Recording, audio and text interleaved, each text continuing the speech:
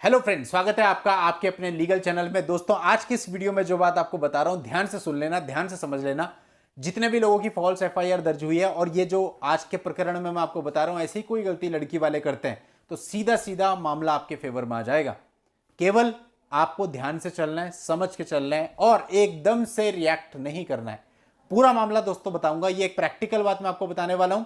ये मामला अभी कल या परसों में 1-2 दिन पहले ही मेरे पास आया था और वहां पर ये चीज हुई थी। उनको भी मैंने यही कहा, थोड़ा सब्र रखिए। अब जो इन्होंने लड़की वालों ने किया है, इसके आधार पे ही आपको राहत मिलेगी। आप सबके सामने भी बुलाऊंगा क्योंकि सोशल अवेयरनेस बहुत जरूरी है। और अगर आप में से कुछ लोग ऐसे होते हैं जिनके मामलों में इस तरह की चीजें हो रही हैं, जो कि आजकल लगभग सभी मामलों में होती हैं, तो आप भी इसका फायदा उठा सकते हैं। दोस्तों देखो, सबसे पहले वीडियो को शुरू करने से पहले मैं आपसे कहना चाहूंगा, जो लोग ये समझते हैं कि मैं गूगल पे पढ़ के या मैं किताबें पढ़ के या मैं वीडियो देख के अपना केस लड़ लूंगा, सबसे बड़ी गलती तो वो लोग करते हैं।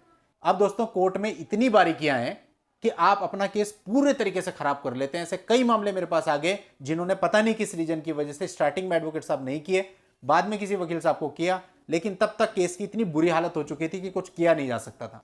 क्योंकि दोस्तों देखिए, ठीक है, आप कितने भी समझदार हो, आप कितने भी पढ़े लिखे हो, लेकिन हर एक व्यक्ति का अपना फील्ड है ना।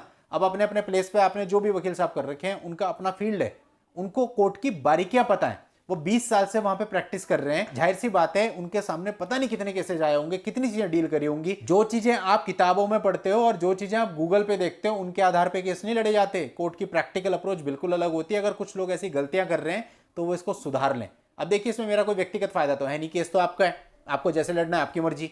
हम जो आपको बताते हैं वो केवल इसलिए बताते हैं कि अगर कुछ लोगों का नुकसान हो रहा तो वो ना हो। इसलिए दोस्तों, जो भी चीजें आपको बताई जाती है उनको पॉजिटिवली लिया कीजिए। अब कई सारे लोग मैं देखता हूं कमेंट्स में उसको नेगेटिव नेगेटिव चीजें बोलने लगते हैं। अगर आपको लगता है कि आपको किताबों से देख करके केस लड़ना, तो लड़िए। और कुछ लोगों को ऐसा लगता है कि जो बताया जा रहा है वीडियो में वो कहीं ना कहीं यूजफुल है, उससे उन्हें लाभ मिल सकता है, तो फिर आप उस चीज को थोड़ा सा समझने की कोशिश कीजिए।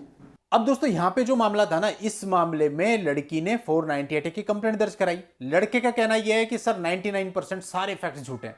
कि मेरी आदत है, मैं एफआईआर देखने के बाद सबसे पहले लड़के से ये पूछता हूं कि भाई पहले तो ये बता दे सच सच कि जो 498 की एफआईआर इसमें कितनी चीजें सच हैं, कितनी झूठ है। तो उसने मुझे बताया कि सर इसमें 99% झूठी चीजें हैं। और मैंने देखा एज एन एडवोकेट हमसे कोई झूठ नहीं बोलता। बहुत सारे मामले होते हैं जहां पर लड़के ने कुछ गलती करी होती है तो बता देता है कि सर आपसे नहीं छुपाऊंगा, ये चीज मैंने इसमें करी थी। क्योंकि भाई सीधी बात है, अगर गलत करोगे तो फिर उस गलत की सजा तो मिलनी चाहिए ना आपको। हाँ, अगर गलत नहीं किया, जैसे इन्होंने बताया कि 99% एफआईआर मेरी झूठी है, सारे इसमें गलत तथ्य हैं।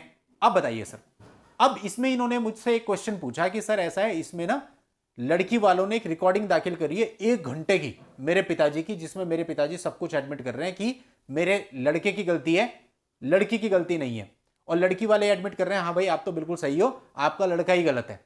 1 घंटे की रिकॉर्डिंग, सोचिए कितना कन्वर्सेशन उसमें होगा। और उसकी ट्रांसक्रिप्ट दाखिल कर दी कोर्ट के अंदर। अब वो इस बात से घबरा रहा था क्योंकि यहां पर पिताजी ने सब कुछ एडमिट कर लिया तो 498 अप्रूव हो जाएगा। लेकिन ऐसा नहीं है, सच्चाई इसकी बिल्कुल उल्टी है। ऐसा नहीं होगा। 1 घंटे की रिकॉर्डिंग को यदि कान में ईयरफोन डाल करके ध्यान से बैठ करके सुना जाएगा, फोकस करके, 101% इतनी सारी चीजें निकलेंगी जो कि कॉन्ट्राडिक्ट होंगी लड़की की एफआईआर में। इससे बड़ी बेवकूफी कोई दूसरी नहीं हो सकती थी, जो कि इस मामले में कर दी उन्होंने। 1 घंटे की रिकॉर्डिंग में सबसे पहले तो आप एफआईआर में लिखा रहे हो कि इनके पिताजी के ऊपर आरोप लगा रहे हो, उनका नाम है एफआईआर, और रिकॉर्डिंग के अंदर आप कह रहे हो कि आप तो बड़े अच्छे इंसान हो। देखिए, पहला कॉन्ट्राडिक्शन तो यही हो गया। अगर पिताजी इतने ही अच्छे इंसान हैं तो फिर पिताजी का नाम एफआईआर में क्यों है? और ये तो मोटी सी बात थी जो केवल उस व्यक्ति से मुझे कुछ देर बात करके पता चली। मुझे बहुत अच्छे से पता है कि जब मैं इस ट्रांसक्रिप्ट को पढ़ूंगा, जब मेरे सामने एफआईआर की कॉपी और चार्जशीट की कॉपी होगी, तो केवल इस रिकॉर्डिंग के बेस पे सामने वाली पार्टी की बैंड बज जाएगी, क्योंकि इसमें इतनी चीजें निकल के आएंगी जितनी उन्होंने सोची ना होंगी। और इसी प्रकार की अतिरिक्त समझदारी बहुत से मामलों में कर देते हैं लोग, और उस अतिरिक्त समझदारी का फायदा जरूर उठाना है, क्योंकि जो ज्यादा दिमाग चलाता है ना, वो इस फील्ड में हमेशा मार खाता है। अगर आपके मामले में भी ऐसा है कि कोई रिकॉर्डिंग दाखिल की जा रही है, कोई डॉक्यूमेंटेशन दाखिल किया जा रहा है, कुछ और दाखिल किया जा रहा है, वो जो दाखिल किया जा रहा है उसको नेगेटिवली मत लो, घबराओ मत। वो जो दाखिल किया जा रहा है उस दाखिल किए गए प्रपत्र के आधार पर उस केस को निकालने की कोशिश करो। अब यहां समस्या क्या आती है कि एक लेमैन जब उस चीज को पढ़ेगा, उसके लिए तो भैया नॉर्मल वो लिखा हुआ है, वो सब अपने ऊपर लेता है। लेकिन जब एक प्रोफेशनल आदमी उसी चीज को पढ़ता है तो वो उसमें से पता नहीं कितनी चीजें ऐसे निकाल लेता है जो उसको लगता है कि हाँ यार इस मुकदमे में इस व्यक्ति के काम आएंगी, और वो अपने माइंड में ऐसी चीजें बना लेता है कि किस प्रकार से इन चीजों को पेश करना है। और उसी प्रकार से जब वो उन चीजों को पेश करता है तो आपको फायदा प्रॉपर मिल जाता है। इसलिए दोस्तों एफआईआर को खुद से पढ़ के, चार्जशीट को खुद से पढ़ के या फिर किसी ट्रांसक्रिप्ट को खुद से पढ़ के परेशान होने की आवश्यकता बिल्कुल भी नहीं है, क्योंकि बैट से बॉल को रोका भी जा सकता है और बैट घुमा के छक्का मारा भी जा सकता है। दोनों काम हो सकते हैं। चलिए दोस्तों, आज की इस वीडियो में इतना ही। नेक्स्ट वीडियो में नई लीगल जानकारी के साथ मैं आपसे फिर मिलता हूं। तब तक के लिए good bye and thank you for watching. Take care.